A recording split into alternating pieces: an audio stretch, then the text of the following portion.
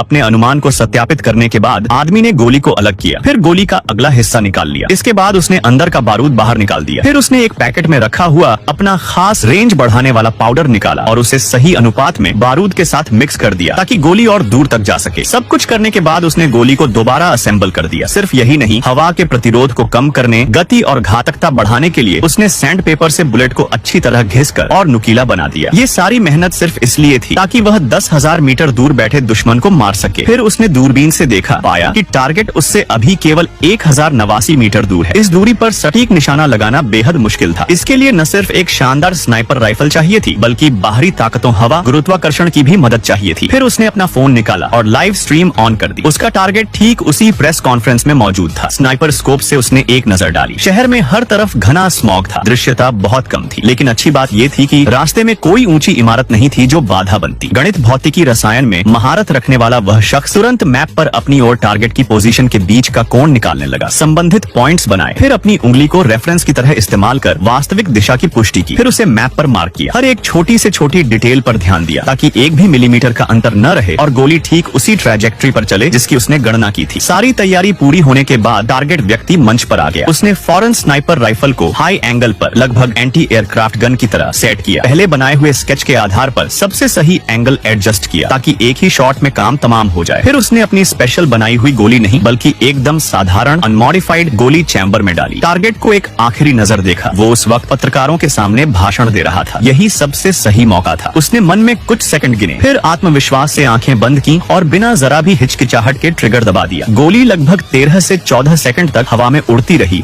और आखिरकार टारगेट को सटीक मार गिराया। लाइव स्ट्रीम में एकदम से अफरा तफरी मच गई। मिशन पूरा देखकर भी उसके चेहरे पर जरा सी मुस्कान नहीं थी। शायद उसके लिए ये कोई खास बात नहीं, बस एक आम स्नाइपिंग मिशन था। फिर उसने हमेशा की तरह मौके को साफ किया, सारी चीजें समेटी और ऐसे चला गया जैसे कुछ हुआ ही न।